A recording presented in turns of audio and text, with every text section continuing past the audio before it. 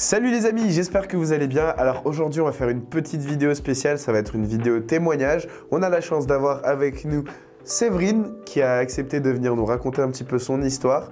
On a remarqué quand même qu'aujourd'hui il y a de plus en plus d'intérêt, beaucoup plus de regard vers le monde qui touche tout ce qui touche autour du monde occulte, du monde spirituel. Et donc on avait envie peut-être de vous présenter quelqu'un qui pourrait vous en parler, peut-être quelqu'un qui s'y connaît mieux que nous encore, même peut-être même mieux que vous. Et donc voilà, on a envie de vous montrer une vie qui a été touchée par le Seigneur et pourtant qui a été intéressée, même qui a touché à ce genre de domaine. Donc on remercie Séverine, merci d'être avec nous et d'accepter de faire cette vidéo aujourd'hui. Merci à toi de m'inviter. Bon alors Séverine, je suis trop content de t'avoir avec nous ce matin. Est-ce que tu veux bien te présenter un petit peu pour qu'on puisse te connaître un petit peu quand même avant de nous raconter ta belle histoire? Alors c'est Séverine, mieux connue sous Seven.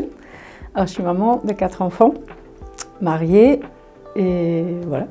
Chrétienne depuis l'âge de 17 ans on va dire, avec un parcours un peu chaotique pendant quelques années. Yes, un parcours un peu chaotique. C'est-à-dire, je sais, du coup, vu que c'est le sujet de notre vidéo aussi, c'est un peu ce qui touche à ton histoire. Est-ce que tu veux bien nous raconter justement un petit peu cette histoire et ce parcours un petit peu particulier?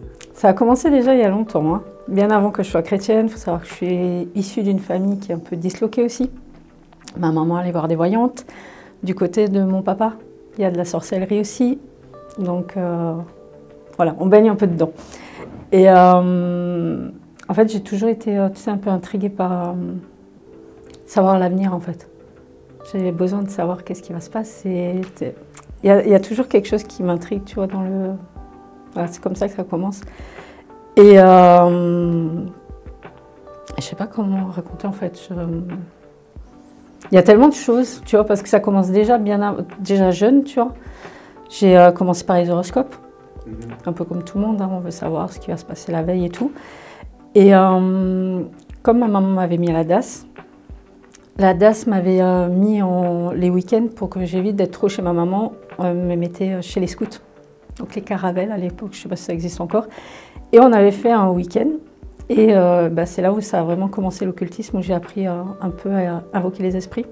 L'esprit, es-tu là? Tu sais, on pense à la rigolade. Franchement, ça n'avait pas marché, du moins c'est ce qu'on pensait que ça n'avait pas marché, puisque... Souvent, on a tendance à prendre ça à la rigolade. Quand tu invoques les esprits, tu dis « Ah, il n'y a rien, ça ne marche pas. » Mais tu ouvres quand même des portes à ce moment-là, tu vois.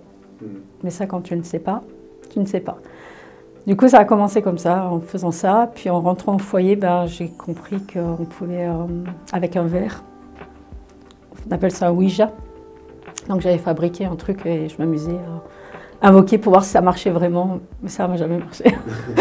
Donc pour moi, c'était du blabla et ça servait à rien et voilà quoi. Donc ça a vraiment commencé là. Après, je suis partie, je suis venue en Alsace parce que j'ai retrouvé mon papa à 15 ans et demi. Et j'ai commencé à aller à l'église. Donc du coup, tout ça pour moi, c'était fini. Je lisais mon horoscope, mais sans plus.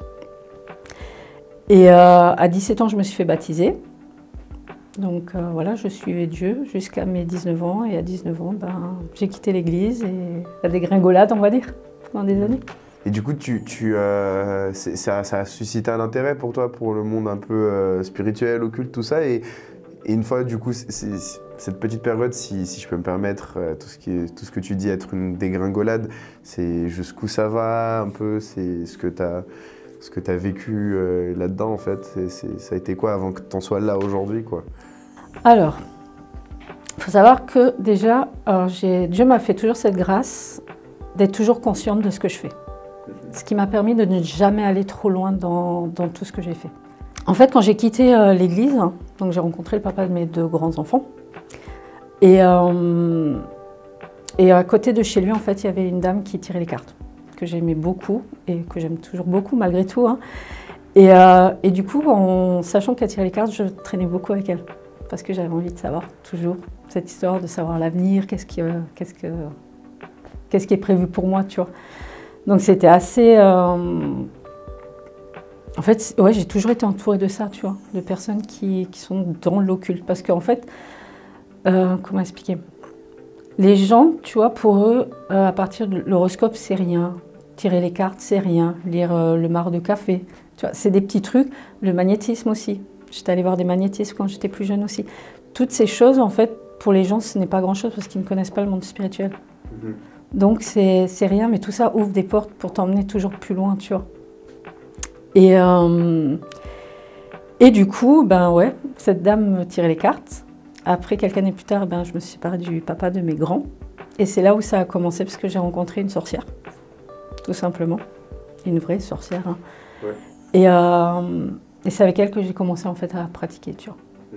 Donc je pense qu'elle savait, puisque à ce moment-là, ben, j'étais plus avec Dieu, donc automatiquement, mes portes, il y avait pas mal de portes qui étaient ouvertes. Donc elle m'a appris des choses, je ne vais pas rentrer dans les détails. Mais voilà, comme toute sorcière, ben, on commence à invoquer des choses, on commence à tester des choses. Donc, voilà, il n'y a jamais rien d'anodin, en fait. Tu vois, Et en fait, il y a des choses que je ne peux pas trop expliquer parce que je ne peux pas rentrer trop dans les détails parce que c'est compliqué, tu vois. Il y a des choses que je n'ai pas envie de revivre non plus. mais voilà, t'invoques des choses, tu fais rentrer des choses en toi parce que sans t'en rendre compte, quand tu invoques des choses, il y a des choses qui rentrent en toi. J'ai réussi à avoir un esprit de mort. Parce qu'à partir du moment où j'ai commencé à vraiment pratiquer dans la sorcellerie, je commençais à avoir des idées suicidaires. J'avais déjà avant, mais là ça a empiré. Je suis devenue dépressive, très méchante. J'étais très très dure avec mes enfants, surtout mes deux grands. Mais j'avais quand même ce truc de Dieu, tu vois, qui était là. J'ai jamais renié Dieu. Hein. Dans tout ce que j'ai fait, j'ai jamais renié Dieu. Du coup, voilà, ça m'amusait de envoyer des sorts, tu vois, des trucs bêtes. C'était pas méchant, hein. J'ai jamais envoyé des sorts méchants. Mais voilà, c'était... Ok. Du coup, alors arrête-moi si ça va trop loin sur la demande, mais du coup, si je peux...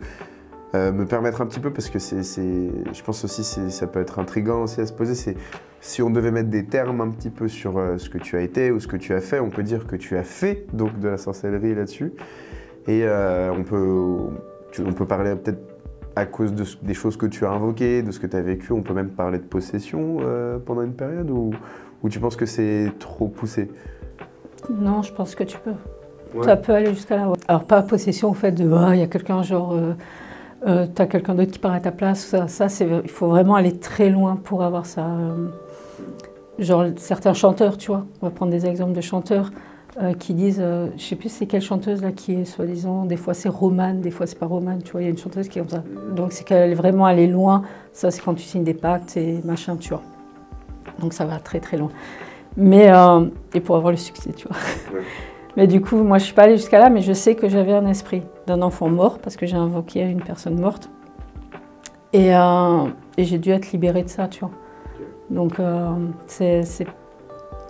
voilà, il y a des choses ouais, que tu vas prendre ça pour une banalité, mais à partir du moment où tu ouvres une porte, moi j'appelle ça des portes, hein, parce que tout est question de porte, tu as automatiquement quelque chose qui va rentrer en toi. Alors, on peut prendre ça à la rigolade, tu vois, mais voilà, tu as les esprits de divination, tu as des esprits de voyance, tu as les esprits qui disent l'aventure. C'est énormément de choses. Et on peut dire que j'étais, oui, apprentie sorcière. Waouh, c'est une sacrée histoire quand même. Et on voit quand même aussi que c'est vraiment un monde assez vaste et qu'on a tendance à sous-estimer et que ça fait des réelles choses. Et je pense que du coup, tu peux en attester et témoigner étant donné ce que tu as vécu.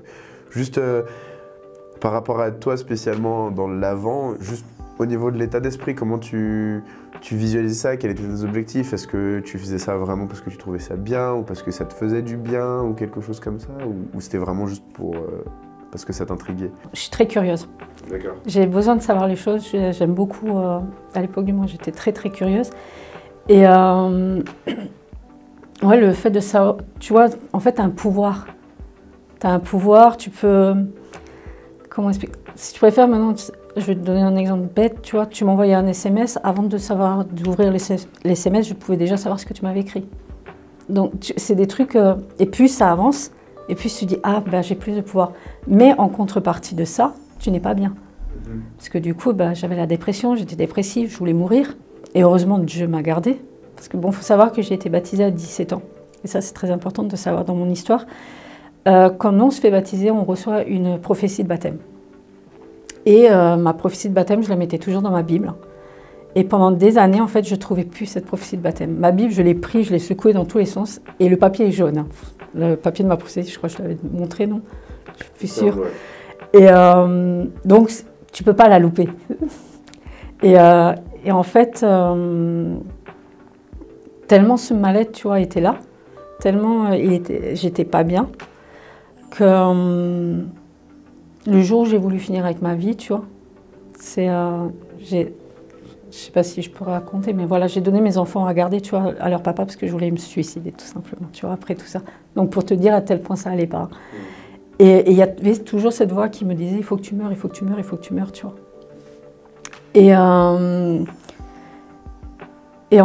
Juste avant de passer à l'acte, ça va, j'avais toujours ma Bible sur ma table de nuit, hein, même si je ne l'ouvrais pas, elle prenait la poussière. Mais voilà. Il y a quelque chose qui m'a dit d'ouvrir ma Bible. J'ai ouvert ma Bible, et tu me crois ou pas, première page, ma prophétie de baptême. Et il faut savoir, sur le début de ma prophétie de baptême, il y a écrit « Je t'ai prédestiné avant la fondation du monde. Je t'ai prédestiné, sache que ce que tu fais aujourd'hui est une obéissance et a beaucoup plus de valeur que tu ne crois, mais que Dieu est là pour moi, tu vois. » Et je me suis effondrée et je peux dire que j'ai littéralement pleuré sur les genoux de Jésus. Je te jure que c'est vrai. Hein. Je sentais la main de Dieu me caresser les cheveux, tu vois. Et le changement a été radical du jour au lendemain, puisque je t'ai parlé tout à l'heure de ma meilleure amie, qui m'a croisée le lendemain. Et elle est venue à l'église parce qu'elle a dit c'est pas possible qu'un visage change comme ça du jour au lendemain. En fait, j'avais un visage très sombre, très sorcière, hein, désolée, mais voilà. Et mon visage avait littéralement changé. Quand mes enfants sont rentrés, c'est pareil. Mon fils aîné, qui est le plus grand, a été choqué. Il m'a dit maman, il y a quelque chose qui a changé, tu vois. Et pendant longtemps, mon fils disait maman, avant c'était une sorcière, elle était méchante. Maintenant, elle est avec Jésus, elle est gentille. Tu vois. Après, j'ai eu encore des hauts et des bas, hein, faut pas croire, hein, tout n'a pas été beau, rose, machin et tout, on n'est pas au bisounours, tu vois. Mais pour ceux juste qui voient pas trop ce que ça veut dire, quand on parle de prophétie de baptême, donc il arrive souvent en fait, c'est de coutume quand une personne se fait baptiser, etc., de recevoir une parole en fait, une parole qu'on associe du coup spécifiquement, donc c'est souvent des versets de la Bible qu'on associe à la personne qui vient de se faire baptiser, et donc c'est ça que tu as retrouvé des années après quand même, tes pratiques. Et aussi je voulais juste te poser une question, quand tu disais le fait que le verset parlait d'obéissance et ce que tu avais fait était une obéissance, donc juste qu'on soit d'accord, chronologiquement parlant, au moment où tu as reçu cette parole, on parlait du moment où tu t'es fait baptiser. Ouais, donc voilà. La parole, obéissante à la parole de Dieu. Ouais. Et à ce que Dieu me demande en fait. Ok, donc c'est vraiment obéissance par rapport au fait que tu ouvres ta Bible, par rapport au fait que tu te sois fait baptiser, voilà. etc. En fait, Dieu me demande de lire sa parole et de rester obéissante à ce qu'il me fait. Parce que après c'est un combat. Quand tu sors de l'occultisme, il faut savoir que c'est très compliqué. C'est un combat de tous les jours en fait. Donc si je ne reste pas attachée à la parole de Dieu, pour moi c'est compliqué de ne pas retomber dedans.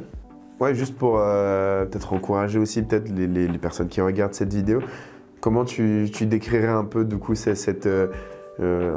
très brièvement un peu comment tu décrirais cette vie que tu as eue avant Jésus et cette vie que tu as maintenant pleinement avec Jésus, comment tu décrirais, tu ferais la différence? Ouais, le jour et la nuit. Ouais. Le jour et la nuit. Faut pas croire que j'ai été tout bien tout de suite après avoir été libérée, on va dire, entre guillemets. Il y a eu des années. J'ai vécu beaucoup d'années de combats et de lutte parce que du coup, le diable, il ne te lâche pas, hein, faut pas croire. Hein. Et vu que je suis en plus quelqu'un qui parle facilement, qui va facilement vers les gens, je sais que j'aurais pu emmener beaucoup de gens, tu vois. Et là, je préfère les emmener à Jésus, tu vois. Donc, c'est vraiment le combat, tu vois. Et c'est que maintenant, donc on va dire, ouais, j'ai mis presque 10 ans, hein, parce que faut pas croire, ça a été un long parcours.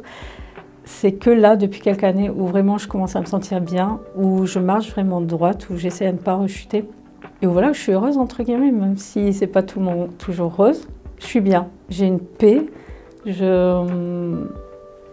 je sais pas en fait comment... T'arrives pas à détailler, tu vois. C'est vraiment quelque chose qu'il faut vivre, c'est une expérience qu'il faut vivre. Donc, en plus, c'est gratuit, donc il faut la vivre. Et moi, je dis toujours aux gens, tu sais, quand les gens me disent « Ouais, mais ton Dieu, machin... » Je dis toujours « Écoute, ça, c'est toi qui dois tester. Tu n'as rien à perdre. Tu as tout à gagner. C'est gratuit, tu n'as rien à perdre. Si de toute manière le diable existe, Dieu existe automatiquement. faut arrêter de dire que non, tu vois. Donc, moi, je dis toujours aux gens, fais ton expérience. Yes, trop bien. Et je veux juste rajouter aussi que dans la Bible, il y a un verset qui dit qu'on ne trouve chez toi personne qui fasse passer ton fils dans le feu, ou de voyant, ou de divination, ou de pratique occulte. C'est biblique en fait. Dieu précise vraiment que tu ne dois pas le pratiquer. Donc c'est important de savoir ça. Parce qu'il y en a beaucoup qui pratiquent en pensant qu'ils font du bien. Par exemple, les gens qui font du magnétisme, ils croient qu'ils font du bien aux gens alors que pas du tout. En fait, ils travaillent pour le mauvais côté. Donc c'est bien savoir ça aussi, tu vois. Que non, bibliquement, tu peux pas. C'est pas cohérent avec Dieu en fait. Je voulais aussi préciser qu'il y a toujours un retour en arrière. Même pour ceux qui vont loin dans les... genre signer des pactes ou machin pour avoir du succès et tout. Il faut savoir qu'il y a toujours un retour en arrière parce que Jésus est venu et il a tout vaincu. Et ça, il faut le savoir. Il nous aime malgré qu'on soit loin de lui. Et je pense que c'est important de savoir que... Parce qu'il y en a beaucoup qui vont dire « Ouais, non, tu peux pas, une fois que c'est signé, c'est... » Non, Jésus a versé son sang, c'est pas pour rien, c'est pour nous sauver. Donc il y a toujours ce retard. Si on crie à Dieu, Dieu est là pour nous entendre. Ok, trop bien, merci. Merci Séverine. De rien. Merci pour ton histoire, merci pour voilà, l'authenticité de cette belle histoire que tu as eue avec Jésus. Voilà, les amis, merci aussi d'avoir regardé cette vidéo jusqu'au bout. Merci d'avoir suivi cette histoire. On espère que ça peut vous encourager et vous aider à voir aussi le danger qu'il peut y avoir dans cet univers qui est le monde, tout ce qui touche au monde occulte. Mais voilà, en tout cas, dans tous les cas, on a envie de vous dire qu'il y a un espoir, il y a une délivrance possible et que c'est jamais trop tard. Et que c'est aussi une occasion de se dire de ne pas aller trop loin. Mais merci encore d'avoir regardé. N'oubliez pas de vous abonner, de liker, de partager cette vidéo un maximum pour que peut-être prévenir des gens autour de vous aussi. Et je vous dis à une autre fois pour d'autres vidéos et n'hésitez pas à réagir si vous voulez d'autres choses autour de ce sujet, de ce thème. Salut à tous!